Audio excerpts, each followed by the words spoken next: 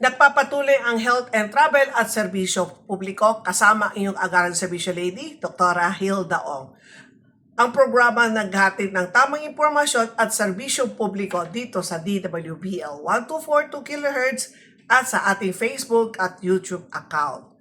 Ang programang Health and Travel at Serbisyo Publiko ay hatid sa atin ng Pag-ibig Fund, tapat na serbisyo mula sa puso. Gusto kong magbigay ng isang payo lalo na sa ating mga overseas Filipino workers, mga single professionals, at sa lahat na masisipag na nagtatrabaho para sa kanilang pamilya.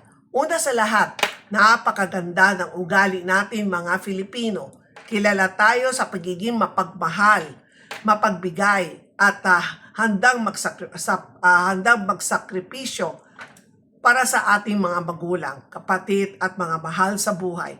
Marami sa ating mga OFW ang natitiis ng lungkot, pagod at pangungulila sa ibang bansa upang mabigyan lamang ng magandang buhay ang kanilang pamilya. Gayon din ang maraming single professionals dito sa Pilipinas na halos buong sweldo ay inilalaan para sa gastusin ng kanilang mga magulang, mga kapatid, mga pamangkin, at kung minsan pati sa mas malalayong kamag-anak. Meron nga akong kakilala na talagang hindi na siya nag-asawa dahil nga iniisip niya ang kanyang mga kapatid na kumbaga siya ang nagpapaaral sa kanila. Pero gusto kong sabihin ito ng may pagmamahal at katapatan.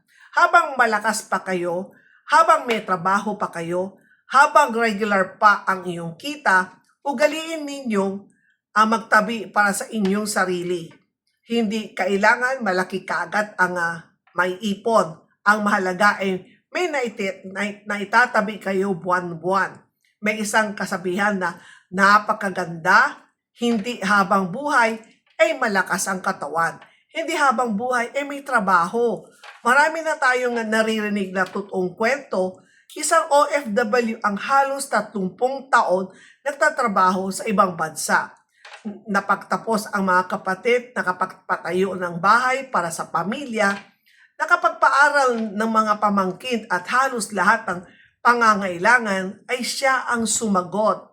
Ngunit nang dumating ang panahon na natapos ang kontrata at umuwi na sa Pilipinas, doon niya napagtanto na wala pa siyang naiipon para sa sarili. Ang mas masakit, ang mga taong tinulungan, kumbaga mga taong tinulungan niya doon ay may kanyang-kanya na rin pamilya at responsibilidad. Hindi naman sa masama silang tao, ngunit iba na ang takbo ng kanilang buhay. Unti-unti nawawala na ang pag-alala nila sa kanya. Ganito rin ang nangyayari sa ilang single professionals. Dahil wala pang sariling asawa o anak, inakala ng buong pamilya na sila ang sasalo sa lahat ng gastusin. Kapag may emergency, sila ang unang tatawagan. Kapag may tuition, sila ang inaasahan o aasahan. Kapag may pangbayad na kuryente, siya ulit hanggang sa dumating ang panahon na sila naman ang mangangailangan, wala nang maibibigay ang iba dahil sanay na sila tumanggap at hindi natutong tumayo sa sarili nilang paa.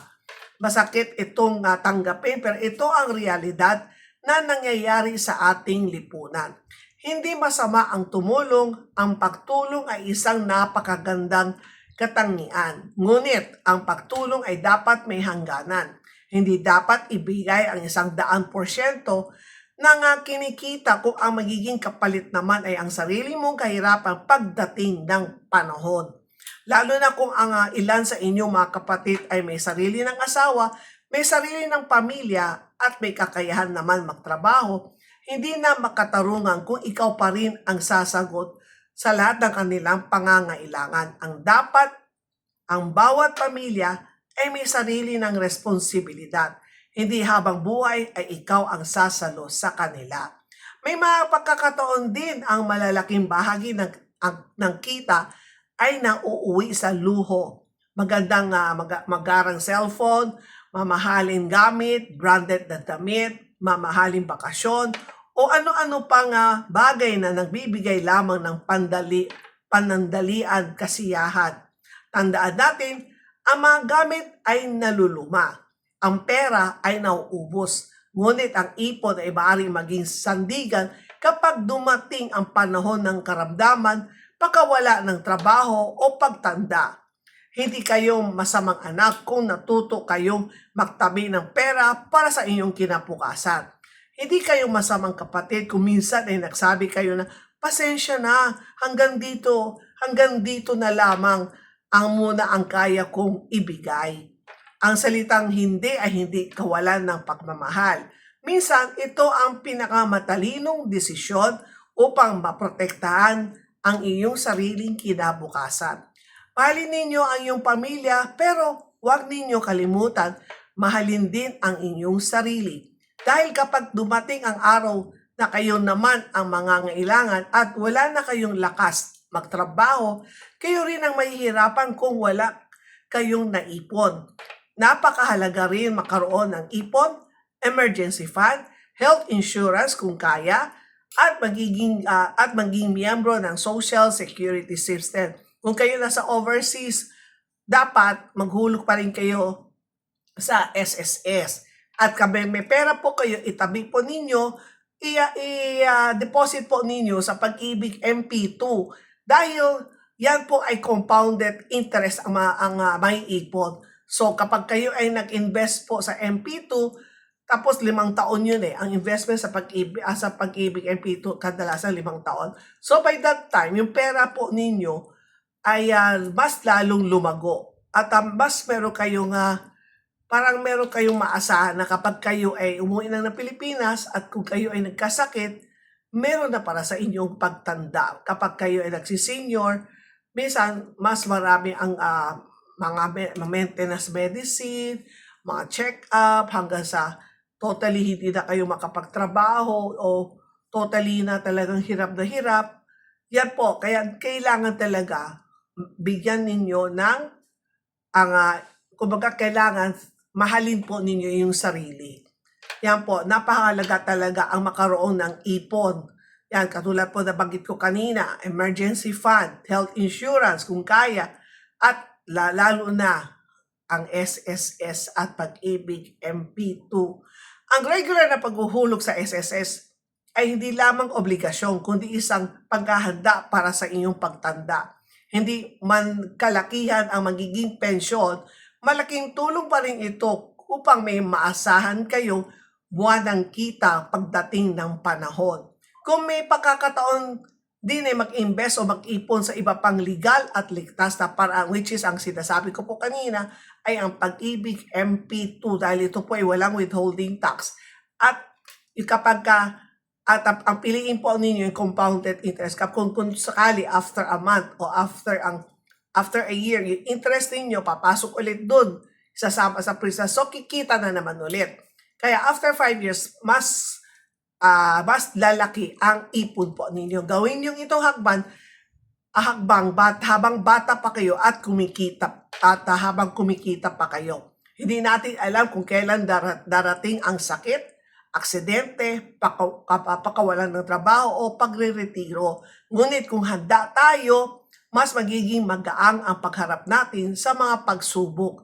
Ang tunay na pagmamahal sa pamilya, hindi ang pagiging walang hangganan tagapagbigay. Ang tunay na pagmamahal ay ang pagtulong sa paraang hindi ninyo isinasakripisyo ang iyong sariling kinabukasan. Turuan din natin maging responsable ang ating mga mahal sa buhay upang matuto silang magsumikap at huwag umasa habang buhay sa iisang tao. Kaya sa lahat ng ating mga OFWs at mga single professionals, saludo ako sa inyong sakripisyo. Napakarami na ninyong naitulong sa inyong pamilya at sa ating bansa. Pero sana simula ngayon isama na rin ninyo ang inyong sarili sa listahan ng mga taong dapat ninyong alagaan. Tandaan ninyo ito, ang pera na itatabi ngayon ang magiging sandigan ninyong bukas. Ang pagmamahal sa pamilya ay mahalaga, pero ang pagmamahal sa sarili ay hindi pagiging makasarili. Ito ay pagiging responsable. Kapag marunong tayo mag-ipon, magplano, at maghanda para sa kinabukasan, mas magiging panatak ang ating pagtanda at hindi tayo magiging pabigat sa ating mahal sa buhay. Ang pinakamagandang regalo na maibibigay ninyo sa inyong sarili ay ang seguridad, dignidad, at kapayapaan ng isip sa oras ng dumating ang panahon na hindi na kayong makapagtrabaho. Alagaan ninyo ang iyong kinabukasan, alagaan ninyo ang iyong yung kalusugan at huwag kalimutan magtabi para sa sarili. Dahil darating ang araw ng taong higit na mangangailangan ng tulong ay kayo rin mismo. Kaya alam po ninyo, ito ay sinishare ko po sa inyo. Dahil meron na rin akong nakikilala na nung time nung siya ay nagretiro na at lahat ng pera wala siya na ipon. So lahat ay todo bigay. So nung time nung tapos yun meron akong isang kakilala na ang ginawa niya lahat ng kanyang kasi alam niya may edad na siya. So ginawa niya lahat ng kanyang kayamanan ay binigay niya lahat sa lahat ng kanyang mga anak. Kumbaga sa lahat mga anak niya may kanyang let's say may mga bahay, pera, alahas, binigay na niya.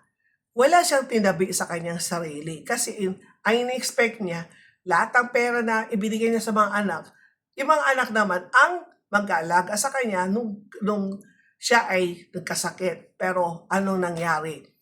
Ay siya ay pinabayaan, walang isang anak ang nagkupkup sa kanya. So, ang nangyari pa,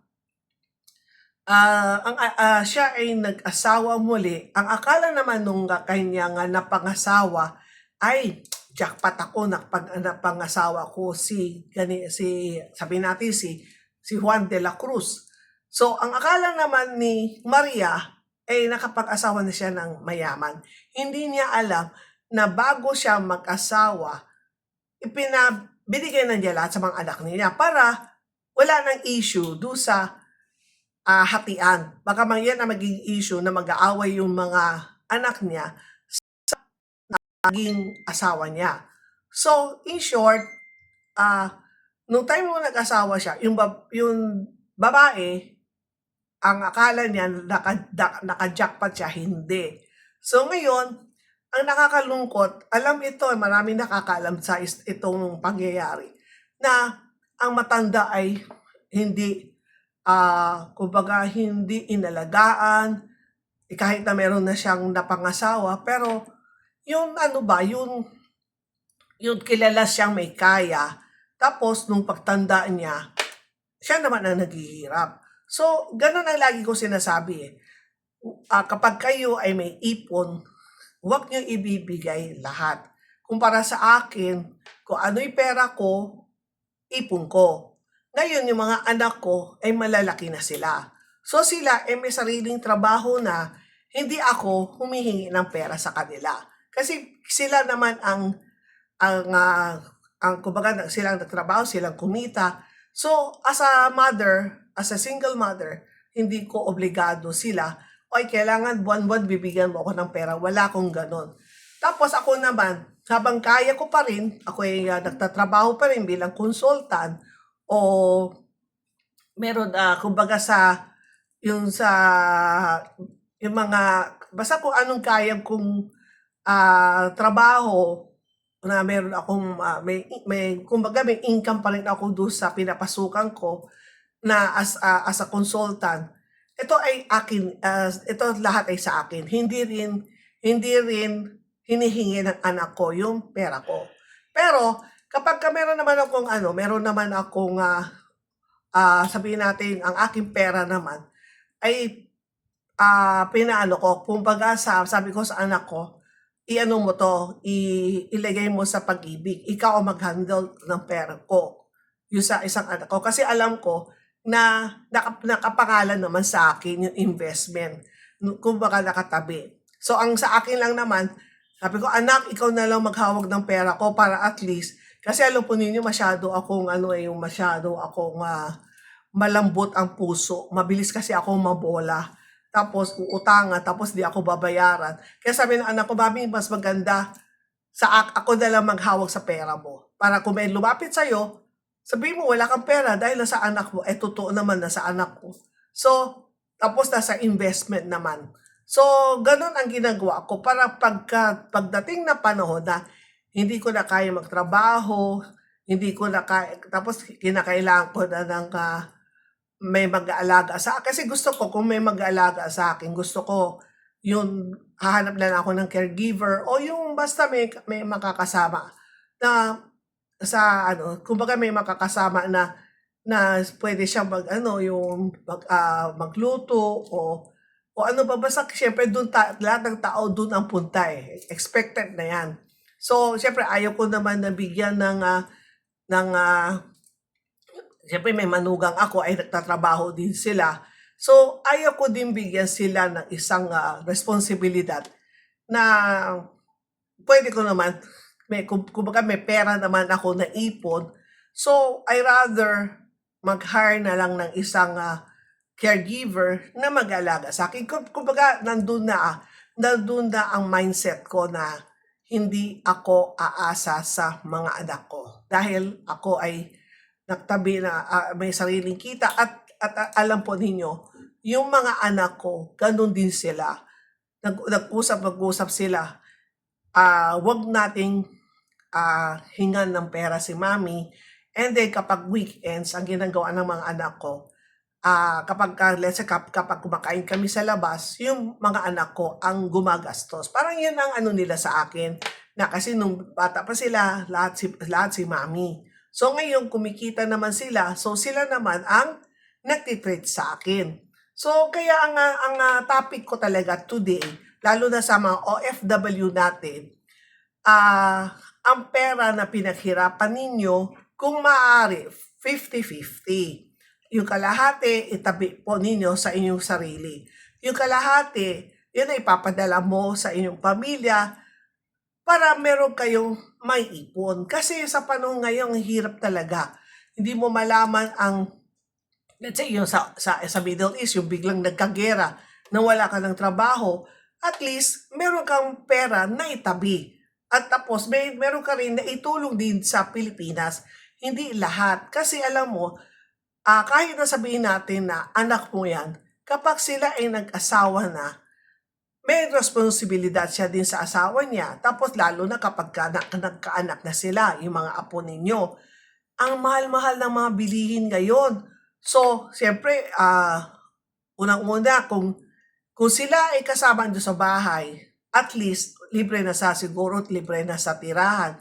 Pero, kung sila ay, kung may kanyang-kanyang pa, kasi mapanong ngayon mga bata, gusto nila, nakabukod sila kanya-kanyang buhay na sila. So, syempre, meron silang magbabayad sila ng upa kung sila ay okay naman, nakabili, sabi natin, nakapag-loan sila sa Pag-ibig Fund. So, meron pa rin yung monthly amortization na hinughulugan nila ng either 20 o 25 years hanggang sa maging kanila ng bahay. Plus, syempre may kuryente, may tubig. And then, tapos syempre yung pang-araw-araw nila. And then, pagka naka-baby na sila, syempre makakatipid kung ang mother ay nagbe-breastfeed. Kasi napakamahal ang mga gatas, yung mga inkan. And then, pag sila ay nag-aaral na, ang mahal-mahal gaya, grabe ng tuition fee. So, walang katapusan ang kapag nag-asawa na yung anak, may pamilya na sila, marami din silang gastusin. Kaya, bilang magulang, totoo nga na ikaw ay lahat ng hirap, lahat ng pera, pinadala mo sila ng pera, pinalaki mo sila, nakapagtapos. Ngayon, hindi talaga, huwag kayong umasa ng 100% na ang anak naman ninyo ay babawi. Kumbaga babawi ka na yung mag-expect ka na pag-uwi ko, nandiyan yung anak ko, sila naman ang mag-alaga sa akin. Huwag po kayong ganun, alisin ninyo yan. Kasi kapag yan ang nasa utak ninyo, tapos hindi ganun ang nangyari, masasaktan talaga kayo. Masakit yun. Kaya mas maganda, Isipin na lang ninyo, ay masaya na ako, may sariling anak, may sariling pamilya ng anak ko, meron na nag-aalaga. Kumbaga meron ng instead na ikaw kung ikaw ang mag-aasikaso sa anak mo, may asawa na siya. And then, ang gawin na lang ninyo, yung apo na lang ninyo ang paminsan-minsan, either hiramin mo yung apo po ninyo o magkita lang kayo sa weekends, para banding lang. Pero, obligahan mo sila na bantayan ka. Huwag po ninyo yung gawin. Kasi, dyan magsisimula ang hindi naman away, yung sama ng loob o kaya mande-depress lang kayo. Kaya lang po ang topic ko today sa ating mga OFW, sa mga ating mga single professional, yung mga hindi talaga nag-asawa, talagang binuhos ang oras niya sa trabaho, ayaw niya talaga makaroon ng boyfriend o girlfriend kasi masaya sa kanilang trabaho. Kaya yan po ang aking maipapayo ko po sa inyo. Magtabi ng pera para sa iyong pagretiro. Kasi di natin alam kung bigla kayo nakasakit. Ang mahal-mahal po kapag kayo ay napasok sa ospital. Kaya yan po ang ating topic for today. Sana po ay may napulot po kayo sa aking na-share sa inyo. Kaya ito po ang aking sana po i-share po ninyo ang ating programa, itong Health and Travel as Serbisyo Publiko. Mag-subscribe po kayo sa aking YouTube channel dito po sa Hilda Ong Agaran Serbisyo Lady. Yan po, para very informative po talaga. Marami po kayong matututunan dito sa atin. Ang programang Health and Travel at Serbisyo Publiko ay hatid sa atin ng Pag-ibig Fund, tapat na serbisyo mula sa puso.